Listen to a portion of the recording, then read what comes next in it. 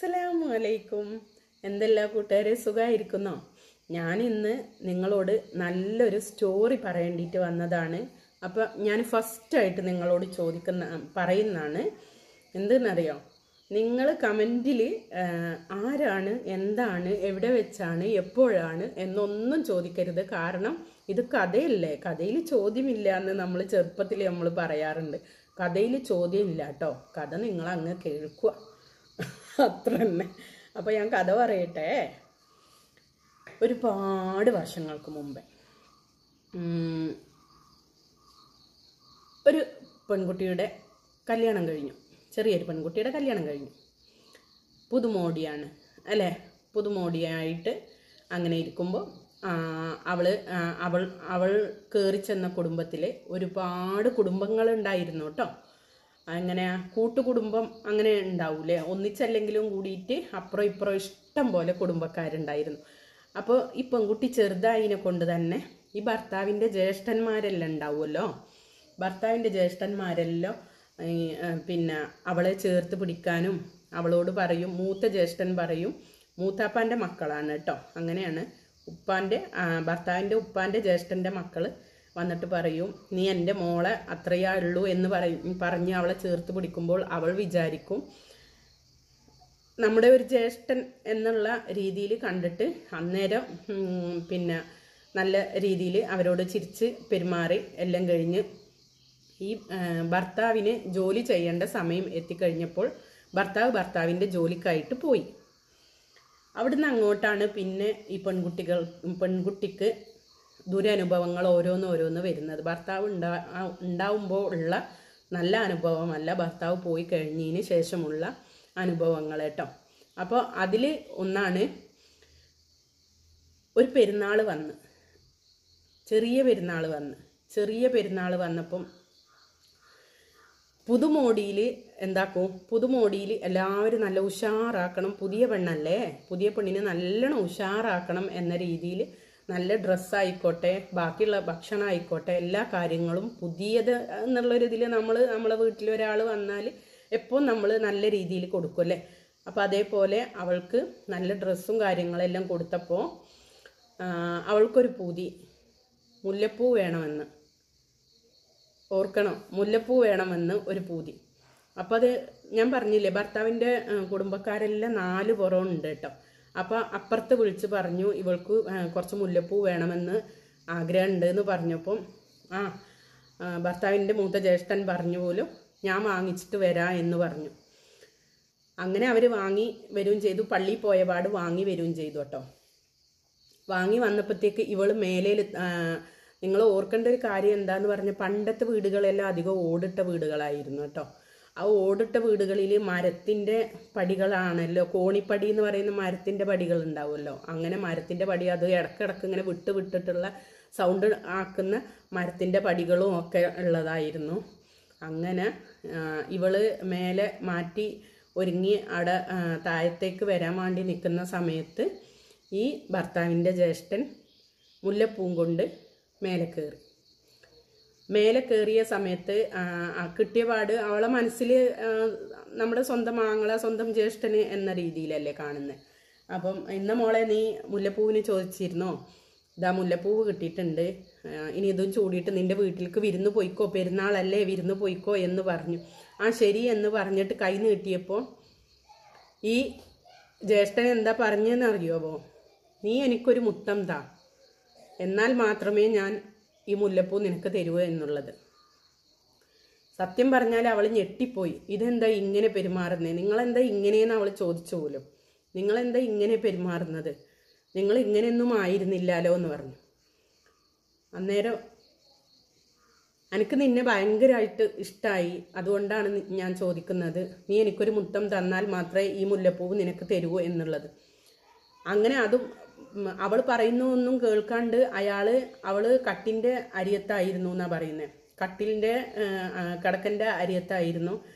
പതിയെ അയാൾ അരിയത്ത് ഇങ്ങനെ വരാൻ നിൽക്കുന്ന സമയത്ത് ഇവൾ എന്ത് ചെയ്ത്, ഇവളും നീങ്ങിക്കൊണ്ടിരുന്നു. അടുത്തേക്ക് വരും എന്നുള്ള അവസ്ഥ എത്തിയപ്പോൾ ഇവൾ കട്ടിൻ്റെ മേലെ കയറിയിട്ട് അയാളും കയറാൻ വേണ്ടി നിന്നപ്പോൾ നമ്മൾ ഇങ്ങനെ കട്ടിൻ്റെ ചുറ്റും വരുമല്ലോ, അപ്പാട് അവൾ എന്ത് പണിയെടുത്ത് വേഗം തുള്ളി മീൻസ് ചാടുമല്ലോ. അങ്ങനെ അയാളിങ്ങ് അരിക്കിങ്ങ് വന്ന സമയത്ത്, പിടിക്കാൻ വേണ്ടി വന്ന സമയത്ത് അവളിങ്ങ് തുള്ളിയിട്ട് വാതിലിൻ്റെ അങ്ങോട്ട്, പുറത്തേക്കുള്ള വാതിലിൻ്റെ അങ്ങോട്ട് എന്തോ പടച്ചോൻ്റെ ഒരു കുതിർത്തിന് എന്ന് പറയുന്നുണ്ട്, ഓടിയിട്ട് പുറത്ത് കിടന്ന്. എന്നിട്ട് അവൾ പറഞ്ഞു പോലും, ഇത് ഞാൻ നിങ്ങളെ അനിയനോട്, എൻ്റെ ഭർത്താവിനോട് ഞാൻ തീർച്ചയായിട്ടും ഞാൻ പറഞ്ഞു കൊടുക്കും. എനിക്ക് അന്നേരം അയാൾ ചോദിക്കുന്നത്, നിനക്ക് മുല്ലപ്പൂ വേണ്ടേ, നിനക്ക് പിന്നെ ഇത് വെച്ചിട്ട് നിൻ്റെ വീട്ടിൽ പോണ്ടേ എന്ന് ചോദിച്ചപ്പോൾ എനിക്ക് ഇതോട് കൂടിയിട്ട് അതിൻ്റെ ആഗ്രഹം തീർന്നു, എനിക്ക് മുല്ലപ്പൂവും വേണ്ട, നിങ്ങളൊന്നും വേണ്ട എന്ന് പറഞ്ഞപ്പോൾ അയാൾ പറഞ്ഞു, മോളെ ആരോടും പറയരുത്, നിനക്ക് വേണ്ടെങ്കിൽ വേണ്ട, ആരോടും ഇത് പറയരുത് എന്ന് പറഞ്ഞപ്പോൾ അവൾ വീണ്ടും പറഞ്ഞു പോലും, ഞാൻ നിങ്ങളെ എങ്ങനെയല്ലല്ലോ കണ്ടിട്ടുള്ളത്, അതുകൊണ്ട് എന്തായാലും ഞാനിത് പറയും എന്ന് പറഞ്ഞു. അങ്ങനെ അവൾ പേടിച്ച് ഇതെല്ലാം പുറത്ത്, വാതിലിൻ്റെ പുറത്ത് നിന്നിട്ടാണ് പറയുന്നത്. അപ്പോഴത്തേക്ക് അയാൾ കൈ വീശിയിട്ട് അവളെ പിടിക്കുക, ഇത് പറഞ്ഞ ദേഷ്യത്തിന് ഉണ്ടല്ലോ കൈ വീശിയിട്ട് പിടിക്കാൻ നിൽക്കുന്ന അവളെ പിടിക്കാൻ വേണ്ടി നിന്നപ്പോൾ അവൾ ആ ബേജാറിൽ ആ കോണിപ്പടി ചവിട്ടിയിട്ട് പോയി എന്നാണ് പറയുന്നത്. എന്നിട്ട് അവിടെ താഴെ വീണു. ആ കോണിപ്പടി ഞാൻ പറഞ്ഞില്ലേ ഇങ്ങനെ ഇളകി കളിക്കുന്ന കോണിപ്പടിയാന്ന്. ആ കോണിപ്പടി ഇങ്ങനെ സ്പീഡിൽ നടന്നു വരുമ്പോൾ ആ പാവം അവിടെ വീണ് നമ്മളിങ്ങനെ കമിഴ്ന്നടിച്ചിട്ട് വീഴുമല്ലോ, അങ്ങനെ വീണ് അവളെ മൂക്കും ചുണ്ടെല്ലാം ഉണ്ടാക്കി. നല്ല പെരുന്നാളായിരുന്നു അവൾക്ക്, നല്ല പെരുന്നാൾ സമ്മാനമായിരുന്നു ഭർത്താവിൻ്റെ ജ്യേഷ്ഠന് കൊടുത്തത് കേട്ടോ. അപ്പം അങ്ങനെ അവിടുന്ന് വീണ്, അപ്പം അവളെ ഭർത്താവിൻ്റെ ഉമ്മയെല്ലാം ചോദിക്കുന്നുണ്ട്, ഇതെന്താ നീ എന്തിനാ ഇങ്ങനെ ഓടിക്കളിക്കുന്നേ എന്നുള്ളത്. പെട്ടെന്ന് അവളുടെ ആ ഒരു പ്രായത്തിൻ്റെ പക്വതക്കുറവ് തന്നെ പറയാം, തുറന്ന് പറയാനുള്ള ഒരു പേടി കൊണ്ട് അവൾ പറഞ്ഞു, ഞാൻ പെട്ടെന്ന് ഇറങ്ങി വരുമ്പോൾ ഇങ്ങനെ സംഭവിച്ചതാണ്. പിന്നാലെ അയാളും വരുന്നുണ്ട്, ഒന്നും സംഭവിക്കാത്ത പോലെ അയാളും വരുന്നുണ്ട്. ഇവൾക്ക് എന്താ പറയണ്ടേ, ആകെ നമുക്കുണ്ടാവില്ലേ പെട്ടെന്ന് ഒരാൾ നമ്മളോട്, നമ്മൾ സ്വന്തമെന്ന് കരുതുന്ന, നമ്മൾ അത്രയും വിശ്വസിക്കുന്ന ഒരാൾ വേണ്ടാത്ത രീതിയിൽ നമ്മളോട് പെരുമാറുമ്പോൾ, അതും ആ ചെറിയ പ്രായത്തിൽ. അപ്പോൾ അവൾക്കത് വല്ലാത്തൊരു ഷോക്കായിരുന്നു. ആരോട് എന്ത് പറയണം. ഇയാൾ എന്തോ ശൈത്താൻ്റെ മുഖം പോലെ, ഒരു താടിയുള്ളൊരു മനുഷ്യനായിരുന്നു എന്നാണ് പറയുന്നത്. ശൈത്താൻ്റെ മുഖം പോലെ അയാൾ ഒരു ചിരി ഇങ്ങനെ ചിരിക്കുന്നു പോലും, ഒരു മാതിരി ഒരു ചിരി ഉണ്ടാവില്ലേ മറ്റുള്ളവരുടെ മുമ്പിൽ ആക്കിയിട്ട് ഒരു ചിരി ഇവളോട് ചിരിക്കുന്ന. അയാളെ കാണുമ്പോൾ തന്നെ അവൾ പേടിച്ചിട്ട് പോവുക ചെയ്യുന്നതെന്നാണ് പറയുന്നത്. എങ്ങനെ ആയിക്കഴിഞ്ഞാലും പേടിച്ച് ഇരുന്ന് ആ ഒരു പെരുന്നാൾ അവളെ ഒന്നും അല്ലാണ്ടാക്കി. അവളെ വീട്ടിലേക്ക് പോയി, പെരുന്നാളിന് കൂട്ടിക്കൊണ്ടുപോയി, അവളെ ആൾക്കാർ കൂട്ടിക്കൊണ്ടുപോയി. പിന്നെ അവിടുന്ന് അങ്ങോട്ട് അവൾക്ക് എല്ലാ കാര്യത്തിലും പേടിയായിരുന്നു. ഭർത്താവിൻ്റെ വീട്ടിലേക്ക് വരാൻ പേടി, അവിടെ വന്നു കഴിഞ്ഞാൽ ഇയാൾ എന്താ ചെയ്യുക എന്ന് ചിന്തിച്ചിട്ടുള്ള പേടി, ഭർത്താവിനോട് പറഞ്ഞാൽ ഭർത്താവ് എങ്ങനെ കേൾക്കും, എങ്ങനെ അക്സെപ്റ്റ് ചെയ്യും എന്നുള്ള പേടി. ഭർത്താവിനോട് അവൾ പറഞ്ഞില്ല. അവൾ പറയുന്നത്, അവർ കുടുംബക്കാരാണ്, ഞാൻ ഇന്നലെ വന്ന് കയറിയവളാണ്, ഇന്നലെ വന്ന് കയറിയ ഞാൻ ഇങ്ങനെ ഒന്ന് പറയുമ്പോൾ അവരുടെ കുടുംബം തെറ്റിക്കാനായിരിക്കും എന്ന് വിചാരിച്ചിട്ട് അവളത് ഭർത്താവിനോട് പറഞ്ഞില്ല എന്നാണ് പറയുന്നത്. അവൾക്ക് പിന്നെ ഭയങ്കര ഡിപ്രഷനായി, മാനസികമായിട്ട് ആകെ തളർന്നു. അത്ര പ്രായമുള്ളൂ. അപ്പോൾ ആ ഒരു ഇതിൽ തന്നെ അങ്ങനെ പിന്നെയും ഭർത്താവിൻ്റെ വീട്ടുകാർ വന്ന്, അവർക്കറിയില്ലല്ലോ, ഒരാഴ്ച കഴിഞ്ഞ് വന്ന് അവളെ വിളിച്ച് പോവേണ്ട ഘട്ടം വന്ന് അവൾ പോവാണ്ടിരിക്കാൻ പറ്റൂലല്ലോ, ആരോടും ഇത് പറയാനും പറ്റൂല. പോയി കഴിഞ്ഞ് അന്ന് തന്നെ അയാൾ അവിടെ വന്ന് നോക്കുന്നു അവളെ. പിന്നെ അവൾക്ക് അവിടെ കിടന്നുറങ്ങാൻ പേടി. പിന്നെ ലാസ്റ്റിൽ അവൾ ചെയ്തത് എന്താന്ന് വെച്ചാൽ, അവളുടെ ഒരു കൂട്ടുകാരിയോട് പറഞ്ഞു കാര്യങ്ങളെല്ലാം. അവളെ കൂട്ടുകാരി എന്താ പറഞ്ഞെന്ന് വെച്ചാൽ, നീ നിന്റെ ഭർത്താവിനോട് പറയണ്ട, നീ അയാൾ എങ്ങനെയാണോ നിന്നോട് പെരുമാറിയത്, അപ്പം അത് മുതലെടുത്തിട്ട് നീ എന്ത് ചെയ്യണം, അയാളെ ഭീഷണിപ്പെടുത്തണം. അയാൾക്ക് ഭാര്യയുണ്ട്, മക്കളുണ്ട്, എല്ലാം ഉണ്ട്. അപ്പം ഇവളുടെ കൂട്ടുകാരി പറഞ്ഞു കൊടുത്തു, നീ അത് വെച്ച് മുതലെടുത്തിട്ട് നീ അയാളെ ഭീഷണിപ്പെടുത്തിക്കോ എന്ന് പറഞ്ഞത് പ്രകാരം അയാൾ വീണ്ടും വന്നു കേട്ടോ. കാരണം ഇവള് ചെറിയ കുട്ടിയാണ്, ഇവള് ധൈര്യത്തോടെ ആരോടും പറയൂല എന്നുള്ളൊരു വിശ്വാസം കൊണ്ട് അയാൾ വീണ്ടും വന്നു. അന്നേരം അവൾ പറഞ്ഞു, നിങ്ങളിനി ഇങ്ങനെ എന്നോട് പെരുമാറിയിട്ടുണ്ടെങ്കിൽ നിങ്ങളെ ഭാര്യനോടും പറയും, നിങ്ങളെ മക്കളോടും പറയും, എൻ്റെ ഭർത്താവിനോടല്ല, ഭർത്താവിൻ്റെ വീട്ടുകാരോട്, ഇവിടെ ഉമ്മാനോടും ഉപ്പാനോടും ഞാൻ പറഞ്ഞു കൊടുക്കും, നിങ്ങളെ നാറ്റിക്കും എന്ന് പറഞ്ഞു. അത് കേട്ടപ്പോൾ അയാൾക്ക് കുറച്ചൊരു പേടി തട്ടി. അങ്ങനെ അയാൾ അത് കേട്ട സമയത്ത് ഒന്ന് പിന്മാറിയിട്ട് പോയി. പിന്നെ നടന്നത് എന്താണെന്നറിയാവോ? അതുവരെ ഇഷ്ടമാണ് എന്ന് പറഞ്ഞിരുന്ന ഈ പെൺകുട്ടിനെ അയാൾ ഇല്ലാ കഥകൾ പറഞ്ഞിട്ട് ഈ പെൺകുട്ടിയുടെ ഭർത്താവിൻ്റെ ഉമ്മാനോടും ഉപ്പാനോടും വേണ്ടാത്ത രീതിയിൽ സംസാരിച്ചു.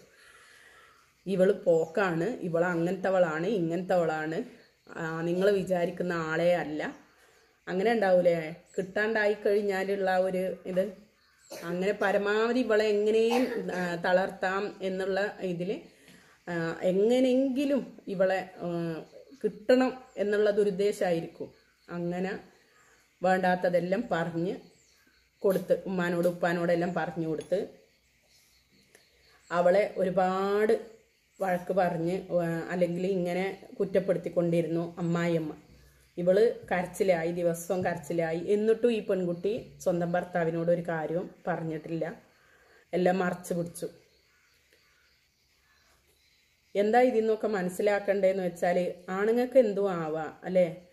അങ്ങേ അറ്റം നമ്മളെന്തെങ്കിലും ലോകത്തോട് അല്ലെങ്കിൽ നമ്മുടെ കുടുംബക്കാരോട് തുറന്ന് പറയുമ്പോൾ പിന്നെ ആ പെണ്ണിൻ്റെ കൂടെയല്ല നിൽക്കാൻ, ആ പെണ്ണ് ചീത്തയാണെന്ന് തന്നെയാണ് എല്ലാവരും പറയാൻ. ആണിനൊരു കുറ്റം ഉണ്ടാവില്ല, ആണിന് എവിടെയും ഒരു കുറ്റം ഉണ്ടാവില്ല, പെണ്ണിന് തന്നെയാണ് കുറ്റം. ലാസ്റ്റിൽ അവള് ഈ ജ്യേഷ്ഠൻ്റെ ഭാര്യ ഉണ്ടല്ലോ, ഇയാളെ എന്താ പറയുക, ഇങ്ങനത്തെ ഈ സ്വഭാവം, ഇങ്ങനെ ഇടങ്ങേറാക്കുന്ന ശല്യപ്പെടുത്തുന്ന ഈ സ്വഭാവം കാരണം എല്ലാവരോടും ഇല്ലാ കാര്യങ്ങൾ, ഇല്ലാ വചനം അങ്ങനെ ഉണ്ടാവില്ലേ, പറഞ്ഞു കൊടുത്ത് ഈ പെൺകുട്ടിനെ എങ്ങനെയും ചീത്തപ്പേരാക്കിയിട്ട് ബടക്കാക്കി എന്താ തനിക്കാക്കുക, അങ്ങനെ എന്തോ ഒരു ചൊല്ലുണ്ടല്ലോ, അങ്ങനെയായിരുന്നു അയാളെ ഐഡിയ. അപ്പം ഈ പെൺകുട്ടി മനസ്സോടെ ഇയാളെ ഭാര്യൻ്റെ അടുത്ത് പോയിട്ട് പറഞ്ഞു, ജ്യേഷ്ഠൻ്റെ ഭാര്യനോട് പറഞ്ഞു. ജ്യേഷ്ഠൻ്റെ ഭാര്യ ഇങ്ങനെയൊന്നും പറഞ്ഞില്ല, അങ്ങനെ ഇടങ്ങേറാക്കുന്ന ഉമ്മാനോടും ഉപ്പാനോടും വേണ്ടാത്തത് കാര്യങ്ങൾ പറഞ്ഞു കൊടുക്കുന്ന, എനിക്കിവിടെ നിൽക്കാൻ കഴിയുന്നില്ല നിങ്ങളെ ഭർത്താവ് കാരണം എന്ന് പറഞ്ഞു. കൂടുതൽ പ്രശ്നത്തിലേക്കൊന്നും പോവരുതേ എന്ന് ഇവള് താണ് വീണ് പറഞ്ഞതുകൊണ്ട് പിന്നെ അതിന് ഒരു സ്റ്റോപ്പ് അവിടെ ഉണ്ടായി എന്നുള്ളതാണ്. കാരണം അവർ തമ്മിലായി, പിന്നെ ജ്യേഷ്ഠനും ഭാര്യയും തമ്മിലായി അടി. ആ ഭാര്യ അയാളെ നിലക്ക് നിർത്തി എന്നുള്ളതാണ് ലാസ്റ്റിൽ കേട്ടോ.